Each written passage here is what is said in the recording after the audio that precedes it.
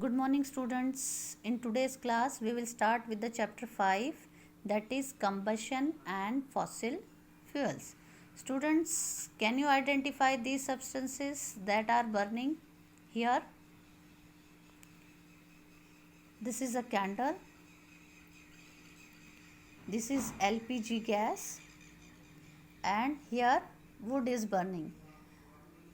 What are the two things that are produced when a substance burns? Which two things are produced when substance burns? When a substance burns, it produces heat and light. So, in this chapter what we will discuss? We will discuss the process of burning and various fuels we use in our day-to-day life. First, we'll discuss about the combustion. The process of burning of a substance in the presence of air or oxygen with the liberation of heat and light is combustion. What is the definition? The process of burning of a substance in the presence of oxygen which produces heat and light is called combustion. Substances can be classified into two types, combustible and non-combustible. Substances that burn in air or oxygen to produce heat and light are called combustible substances. For example, paper, wood, kerosene and LPG are examples of combustible substances. Substances that do not burn in air or oxygen to produce heat and light are called non-combustible substances. For example, water, sand, glass and cement are examples of non-combustible because these substances, they do not burn in presence of air, so they are called non-combustible. And paper, wood, kerosene and LPG, they burn in the presence of oxygen, so they are called combustible. Now students will move on the types of combustion. Here types of combustion can be divided into three types. First one, rapid combustion. Second, explosion. Third one is spontaneous combustion. First one, we'll see about the rapid combustion. In this type of combustion, a large amount of heat and light are released in a very short span of time. Combustion of LPG, which produces heat and light instantly, is an example of rapid combustion. Means here in a very short time, when a substance produce in a large amount of heat and light, that are called rapid combustion. Here example is LPG, because in a very short period of time, this LPG gas, it produces heat and light. Second one is explosion. This type of combustion is characterized by the sudden release of heat, light and sound, accompanied by the liberation of a large amount of gas. The best example of explosion is bursting of firecrackers is an example of explosion combustion. Okay. An explosion can be occur upon the application of pressure. Okay. Third one is spontaneous. In this type of combustion, substances catch fire on their own without the application of heat. For example, white phosphorus catches fire on its own at room temperature.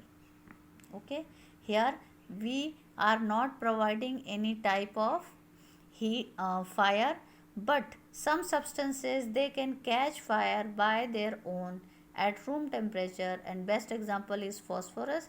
It catches fire on its own at room temperature.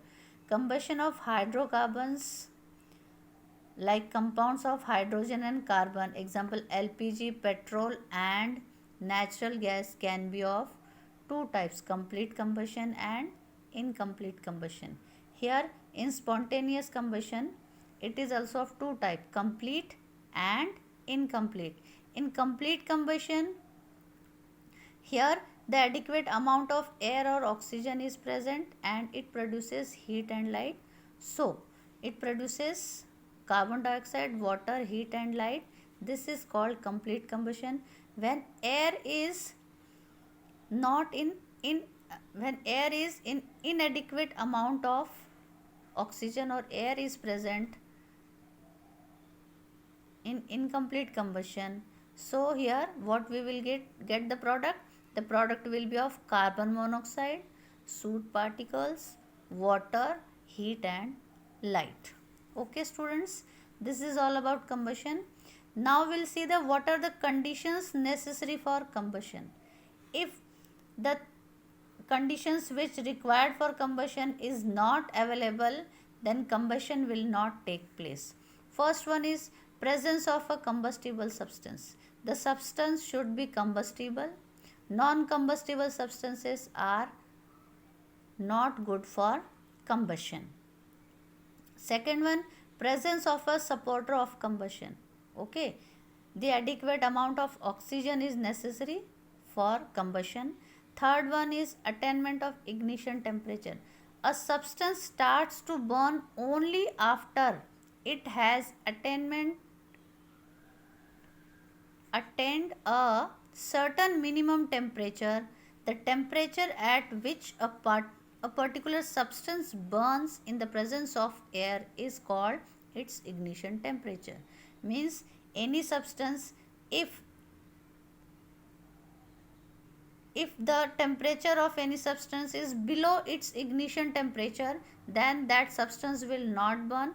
If the substance's temperature comes up to the level of ignition temperature, then only the substance will be burned. Okay, a substance cannot be catch fire if its temperature is lower than its ignition temperature. Means ignition temperature should not be lower than the substance temperature. If it is low, then it will not catch the fire. Here substances such as alcohol, petrol, LPG and nylon fibers catch fire very easily. This is because these substances have low ignition temperature. Such substances are called inflammable substances. Special care should be taken while storing or transporting inflammable substances. Here the substances which have very low temperature, they can catch fire easily. So you can see this alcohol, petrol, LPG, we cannot keep it openly. We have to store them in a particular container, so then it will not be harmful for us. Here one activity is given, this you have to read. Here what you have to do, to prove that combustion of a candle does not take place below its ignition temperature. If the candle's temperature is below its ignition temperature, it will not burn, and if the temperature is above the ignition temperature, then this candle will burn properly. For this you have to require one candle and foil paper. Okay, read this activity from your book and do it.